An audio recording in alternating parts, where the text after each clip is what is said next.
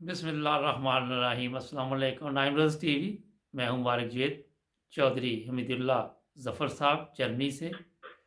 माशाल्लाह सियासत में भी गहरी नज़र है और मज़हब को भी बड़ा अच्छा समझते हैं, तो इनके साथ आजकल हम प्रोग्राम कर रहे हैं, लोग बहुत पसंद करते हैं। हमारे चैनल को सब्सक्राइब कर लें ताकि आने वाले प्रोग्राम आपको मिलते रहें। चलते हैं जर्मनी। जी अस्सलाम वालेकुम चर साहब। वालेकुम सलाम वरहमतुल्लाह। चर साहब, क्या चल रहा है पाकिस्तान में? एक तो आपको पता चला पाकिस्तान होगा। में जी जी। पाकिस्तान में झूठ और फरेब जोरों पे है। अच्छा, ठीक। और वैसे भी पाकिस्तानी सियासत तो है ही दगाबाजी और झूठ पे और फरेब पे है सारा कुछ। जी। अच्छा चर साहब, तो वही कुछ चल रहा है। जी, जो कल एक वाकया पेश आया, एक खतून ने नून लीग की रहनुमा है और उसने नून लीग के एक बंदे को बुला के रात 3 बजे भाइयों से कहा कि इनको इसको मारो। ये क्या, ये लोग तो कहते हैं कि हम एक नमूना बनेंगे कौम के लिए, कौम की रहनुमाई के लिए।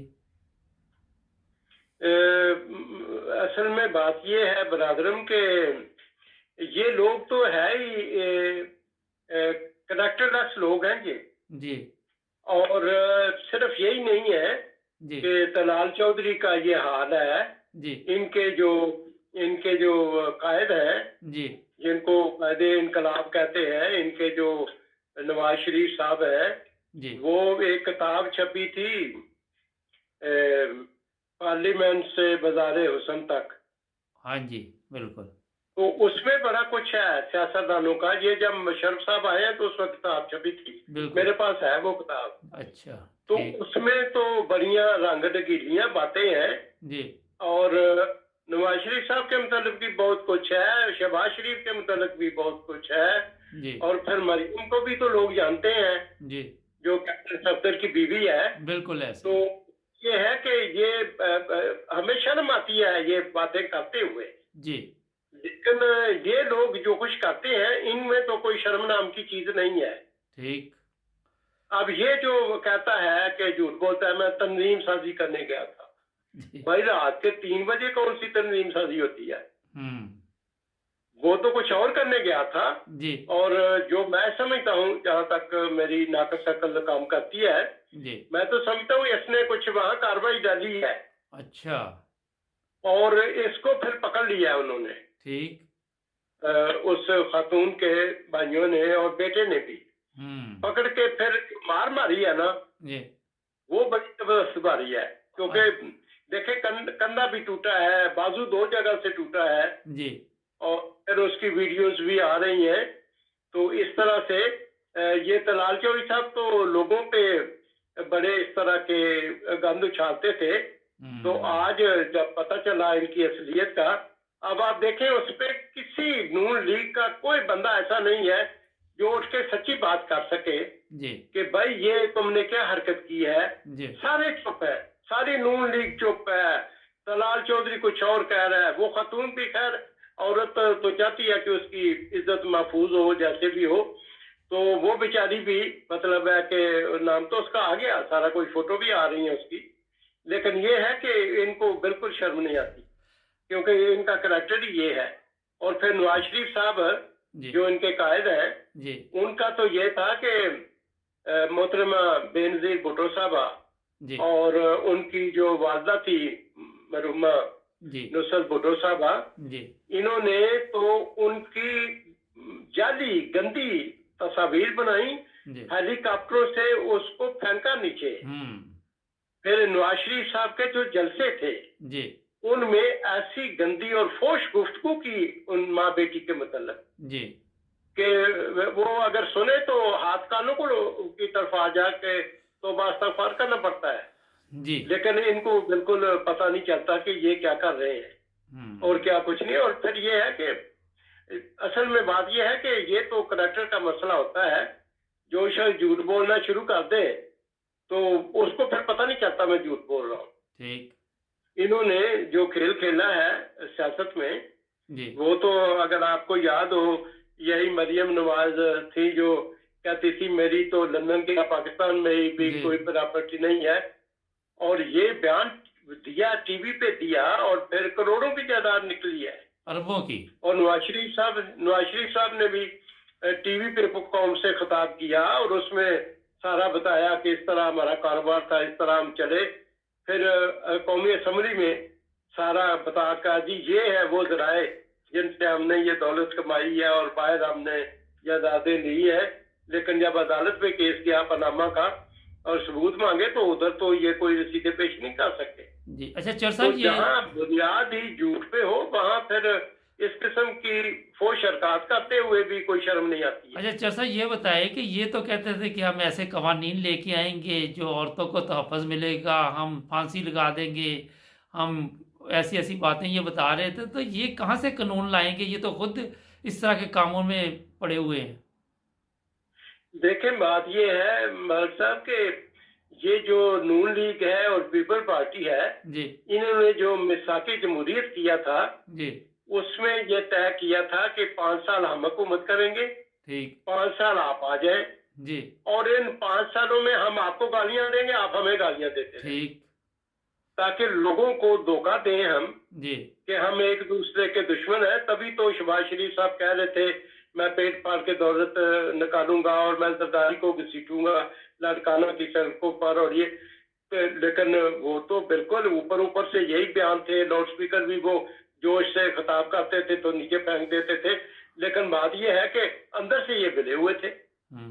आज और औरत को तहफ़्फ़ुज़ इन्होंने क्या देना है या इस तरह के केसों में फांसी कर देनी है, क्योंकि इनके साथ जो पीपल पार्टी है जी वो कहती है कि वो बिलावल भुट्टो कहते हैं कि फांसी नहीं थी, क्योंकि उनके नाना को फांसी मिली थी, अच्छा जुल्फ़िकार अली भुट्टो को। जी तो इससे वो कहते हैं नहीं फांसी नहीं देनी अच्छा और वो इस कानून को पास ही नहीं होने देते। अच्छा तो अब एक इसकी चीज वजह से ये तो ज़बानी बातें हैं। अच्छा तो आज शहबाज शरीफ की गिरफ्तारी अमल में आई है तो ये क्या हालात होंगे इसके जनाब? अब आगे ये आएगा दोबारा जमानत वगैरह पे बाहर के नहीं? देखें जमानत अबूरी पे थे और उनकी जमानत अबूरी जो थी उसमें 1 दिन की तोसी हुई, फिर कुछ दिनों की हुई है। अब उन्होंने असल बात ये है कि इन्होंने जो खेल खेला है ना एपीसी में, जी वो सारा इनका इबरतनामा जो है वो बन रहा है इनका। क्योंकि वहाँ पे जो नवाज शरीफ साहब ने तकरीर की है और फिर दूसरे लोगों ने भी, और उसके नतीजा में फिर आमतौर पे तो ये समझा जाता था कि शहबाज शरीफ जो है वो तो मुफाहमत का कायल है, वो ऐसी बातें नहीं करता जी लेकिन उन्होंने जो 1-2 दिन में बयान दिए हैं जी उससे तो आम आदमी समझ सकता है कि ये तो अपने भाई को नहीं छोड़ सकता और ये बड़ा कमजोर आदमी है, बुज़दिल आदमी है। ये इसमें इतनी ताकत नहीं है कि अपने भाई के खिलाफ कुछ चल सके। इसलिए आमतौर पर ये महसूस किया गया है कि जो नवाज शरीफ का एजेंडा है ये उसी के साथ है, उससे अलग नहीं हो सकता। तो बात तो वही है। और उस पर फिर इन्होंने जो कुछ किया है, जो करप्शन की है वो इतनी ज्यादा है। अब आप देखिए इसका बेटा भी है, दूसरा बेटा भागा हुआ है जी। तो इस तरह से इन पे तो इन्होंने खूब 35 साल में जो लूट मार की है जी। अब उसका नतीजा तो देखे, अल्लाह ताला भी तो यौम हिसाब लेके आता है ना इसी दुनिया में। बिल्कुल ऐसे ही है। तो इनको इबरतनाक मैं समझता हूँ कि सजा मिलेगी और अगले दिनों में इनके मुतालिक हालात अच्छे नहीं आएंगे, क्योंकि भी बात करेंगे नजरिया है वो मुल्क के मफाद में नहीं है। अब जो हालात आ रहे हैं जी। वो तो ये जो हफ्ता है ना ये वाला, ये बड़ा मतलब है कि इसमें बहुत कुछ होने का अंदेशा है, क्योंकि आपको पता है मौलाना फजल रहमान को भी यकम को नैब पेशावर ने बुलाया है। अच्छा चर साहब, मुझे आज किसी ने लिखा कि मौलाना को मौलाना ना कहा करे, फजल रहमान ही सिर्फ कहा करे। ठीक है सही है। अच्छा ये फजल रहमान साहब का क्या रोल होगा ये भी बता दें जरा नाजरीन को। जी जी, तो ये जो माहौल बना रहे हैं वो तो कतन मुल्क के मफाद में नहीं है। मैंने इससे भी पहले अर्ज किया था कि बैरूनी ताकतें भी चाहती हैं कि पाकिस्तान के अंदर हम खलफशात पैदा करें, बदअमनी पैदा करें और माहौल को ख़राब करें, ताकि ये मुल्क जो अब कुछ तरक्की की इशारा पे चलना शुरू हुआ है उसकी वजह से फिर डिस्टर्ब हो जाए। असल में इनका मसला ये है, ये तो समझते थे कि इमरान खान चल नहीं सकेगा। अब इन्होंने देखा है कि अल्लाह के फजल से खजाने में भी पैसे आने शुरू हो गए हैं, टैक्स रिकवरी भी बेहतर हो रही है, और इमरान खान बहुत अच्छे मंसूबे जो है वो लेके आ रहा है गरीबों के भी और सारा कुछ। तो अब इनको पता है अगर इमरान खान को अब हमने ना रोका और वो 3 साल और निकाल गया तो हमें तो किसी ने वोट देने नहीं, फिर छितर ही फेरना लोगों ने। ये बात तो इनकी बेचैनी की असल वजह ये भी है। यही है। अच्छा चौर साहब, एक चीज और बताइए कि आने वाले दिनों में और भी कोई गिरफ्तारी होगी? मेरा ख्याल है और भी होंगी। मौलाना अपना फजलुर रहमान फजलू की भी शायद गिरफ्तारी हो। अच्छा ठीक। अच्छा चौर साहब ये बताइए कि जरदारी साहब पे आज फर्द जुर्म उनकी बहन पे, ये भी आने वाले दिनों में मुश्किलात में आ जाएंगे? सारे आएंगे मुश्किलात में। अच्छा, इसका मतलब क्योंकि देखिए ना, ये झूठ इस डिटाई से बोलते हैं कि मतलब है कि कोई सच की बात ही नहीं है जी। जिस तरह इन्होंने वो जुबैर साहब को भेजा था आर्मी चीफ के पास ना, वो कहते हैं दोस्त है, और मरियम ने उसका इनकार किया, नहीं हमारा तो कोई आदमी नहीं गया। अच्छा। और बाद में जुबैर साहब के मतलब उन्होंने फौज ने बता दिया कि वो तो 2 दफा मिलके आए हैं, और बात ही उन्होंने मरियम की और नवाज शरीफ की रिलीफ की है जी। तो जब ये झूठ सामने आ गया तो उसका तो फिर मतलब है ये इनकार करने के काबिल ही नहीं रहे। अच्छा, वो तो कहते हैं कि हम दोस्त हैं, तकरीरें भी की हैं फौज के खिलाफ नवाज शरीफ ने। अच्छा और अब मरियम भी उसी डगर पे चल रही है जी। तो इसका तो फिर ये है कि या रियासत रहेगी या ये रहेंगे, बात तो अब यहाँ तक पहुंच गई है। अच्छा चौर साहब, वो तो कहते हैं कि जुबैर साहब तो उनके बचपन के दोस्त हैं, 40 साल से बड़ी पुरानी दोस्ती चल रही है। वो दोस्ती ठीक है, लेकिन 3 घंटे की मुलाकात थी, उसमें दोस्ती की कौन सी बातें होती रही हैं? अच्छा ठीक। और फिर जो आर्मी ने अपना प्रेस रिलीज किया है, जनरल बाबर ने प्रेस रिलीज किया है, वो खुद टीवी पे आए हैं, तो उसमें असल में ये जब गए हैं ना मिलने के लिए जी, यारी दोस्ती जिस तरह आप बता रहे हैं, तो इन्होंने आर्मी चीफ से वक्त लिया, मिलने के लिए गए, और जनरल बाजवा साहब बड़े ज़हीन आदमी हैं, उन्होंने फिर उनको आईएसआई के सरबराह को भी बुला दिया। अच्छा, कि मेरे साथ वो भी होगा ताकि ये जो कोई बात करेंगे कल को मुकर ना जाए।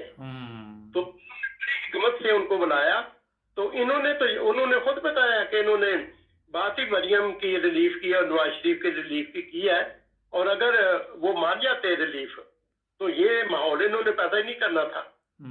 इनको मतलब है जमानतें मिल जाती या इनके मुकदमात जो है वो इंतवा में चले जाते, तो आज जो ये माहौल पैदा कर रहे हैं इन्होंने पैदा ही नहीं करना था। ठीक चर साहब, प्रोग्राम का वक्त हो रहा ख़त्म है, तो इंशाल्लाह आपसे और भी प्रोग्राम करेंगे। बड़े अच्छे तरीके से चर साहब आपने बताया नाजरीन को, और माशाल्लाह आपके प्रोग्राम लोग पसंद भी करते हैं। नाजरीन जुड़े रहे 9 रोज़र्स टीवी के साथ। चर साहब आपका भी शुक्रिया, सब्सक्राइब करना मत भूलें। मिलेंगे अगले प्रोग्राम में। अल्लाह हाफ़िज़।